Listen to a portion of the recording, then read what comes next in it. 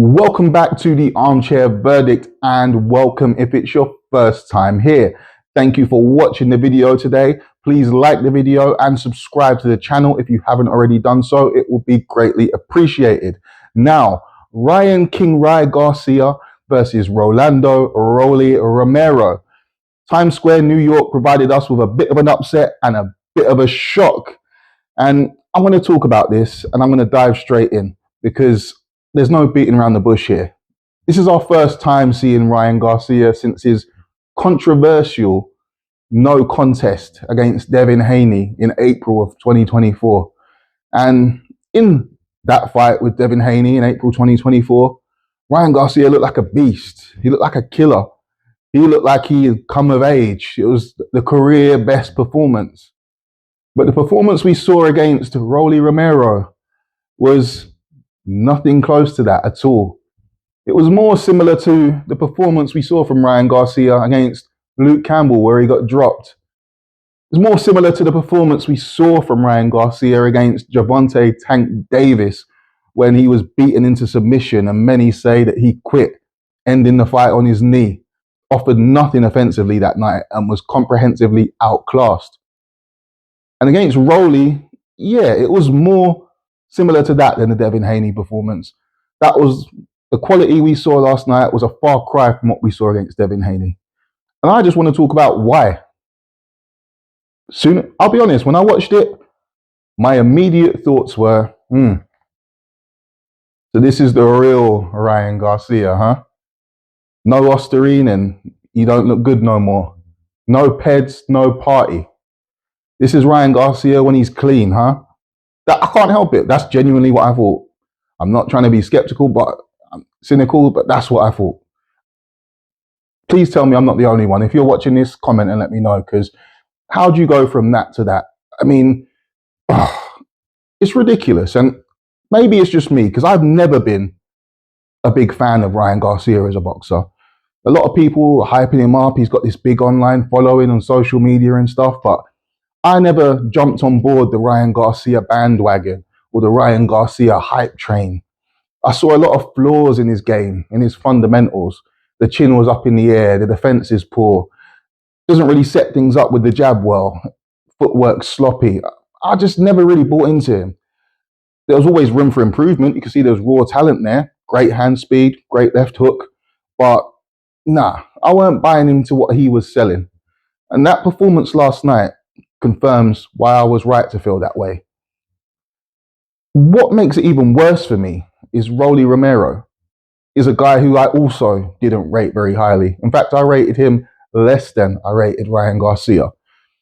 I can't remember prior to this fight a performance where I've watched Rolly Romero fight and thought, wow, he looks like a world beater.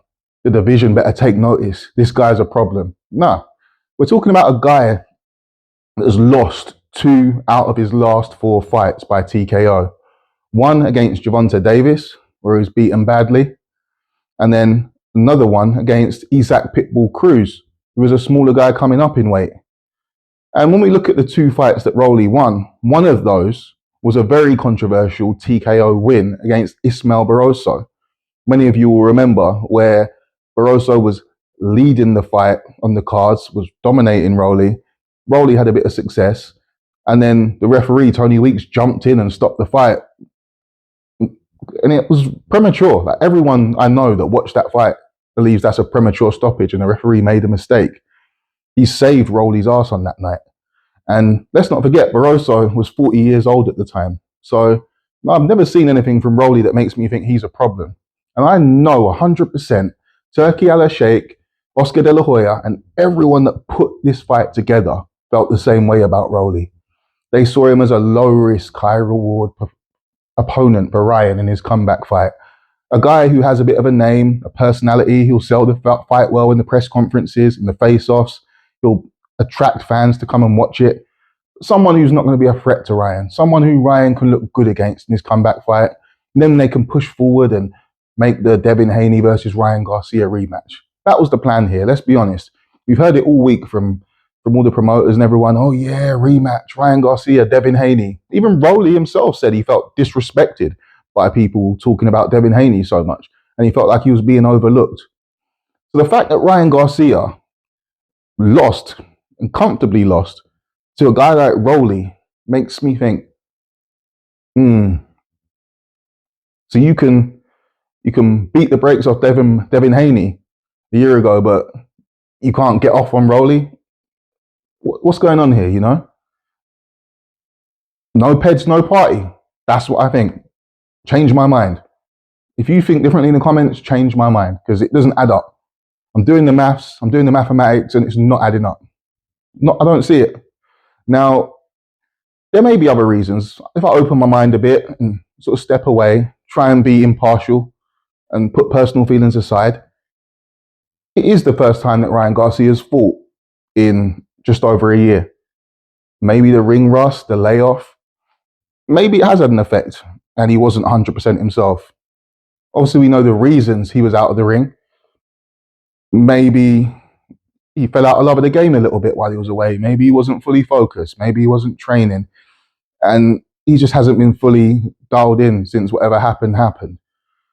Also, the event, it was in Times Square. There was a small crowd there. I believe it was quite cold outside. So it wasn't ideal conditions for a fight, some might say. Maybe that affected him. Maybe he's a guy that needs the crowd, the arena, that whole buzz to get fully psyched up. I heard him talk in the post-fight press conference that he just couldn't fully switch on for whatever reason. So maybe these things had an effect, or maybe it was just an off night. But me, I look at it, nah, man, no peds, no party. I see him talking after the fight, oh, it felt like something was missing. All that comes into my head is, yeah, the Osterine was missing. That's what you're talking about, isn't it? But people, let me know in the comments what you think happened last night with Ryan. Were you shocked by it? Were you not shocked by it? Did you think Rolly would win this? Because I really want to hear everyone else's opinion on this and see, am I overreacting? Am I right in thinking what I'm thinking? So let's all talk about this. Now, the other fights on the card, Devin Haney versus Ramirez didn't really deliver, did it? It was a bit of a boring fight. Let's be honest, it was the usual Devin Haney show. Pretty boring, no frills. Got the job done, got the win. Well done to him. Teofimo Lopez was probably the highlight for me, actually. That fight with Barboza and Teofimo Lopez was where I thought the upset may come from. Barboza's been on a good little run, beating Jack Catterall, beating Ramirez. He's been very active. And with Teofimo, you're never sure which Teofimo is going to show up.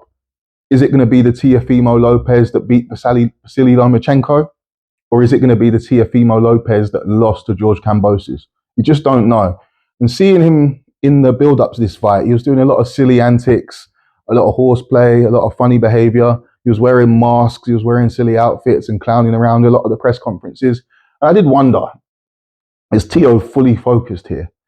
But no, he was. He came in, he put on a clinic. He beat Barboza very comfortably. Best performance of the night, hands down. So well done to Teo. I'd like to see him in a big fight next. But looking at the event, it was in general pretty disappointing, if I'm honest. I mean, the big shock of the night was Rolly beating Ryan Garcia. But the fight itself wasn't a good fight. The highlight was obviously Rolly dropping Ryan Garcia in the second round and then getting the win. But the fight itself was poor. There wasn't much. It wasn't very eventful. Wasn't many punches thrown. Ryan didn't seem to really want it that bad. Wasn't letting his hands go. Rolly didn't really throw that much either. It was the fights themselves. It came, you think Times Square, wow, this has never been done before. These young fighters with all this hype around their name, these prospects that are highly rated, they're going to put on a crazy show. It's going to be talked about for ages. And it didn't give me that. I'll be honest, the fights on that night were very forgettable and very disappointing. I think probably Turkey Al Sheikh will be disappointed. He would have hoped it would be provided more fireworks, more action. So it's a shame, really. It is a shame. But yeah, I don't know what's going to happen next. I'm probably going to do another video talking about what I think will happen next for each fighter, because that's another whole conversation. But yeah, we roll on now. It's going to be Canelo Alvarez versus William Skull. That's the next thing. I'm going to do a video on that tomorrow too. But people, that was just my thoughts really on this fight and Ryan Garcia. I'm going to do another video again, actually, talking about what I think I'd like to see next for Ryan Garcia. But again, yeah, as I just said, that's another conversation. So let me know what you think in the comments about this. Do you think Ryan Garcia's looked poor against Rolly because he's off the sauce? Or do you think it was just an off night? Fill me in, people. But that's it on this video, and I'll see you on the next one. Peace.